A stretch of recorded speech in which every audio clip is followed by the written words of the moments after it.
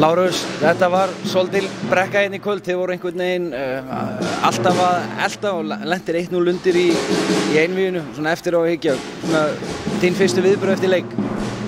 Svona, já, bara Njarðvík stjórnaði þessu leik svona mestanpart. Ég var ágætlega ánægður með seinni hálfleikinn og mér kannski voru að finna eitthvað sem getur virkað fyrir okkur. Allavega það sem við vorum að gera í fyrri hálfleik var alls ekki að virka. Þannig að við breytum aðeins seinni hálfleik og mér fannst við vera að ná stoppum varnarlega en vorum aðeins klaufar sóknarlega. Það var svona, voru einhver 3-4 layup í röð sem við klúðruðum og Njarðvík gekk á lagið og setti 2-3 og 1 endvon, það sem svolítið drap leikinn.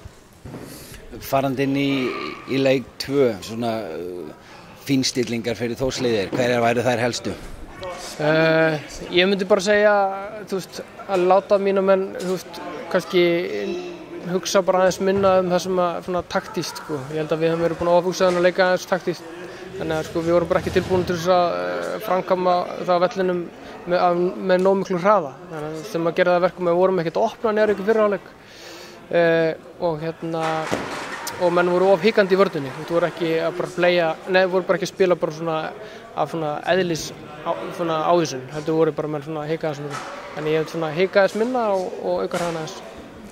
Takk fyrir þetta, vegna ykkur vel í framhaldinu, Lárus. Takk.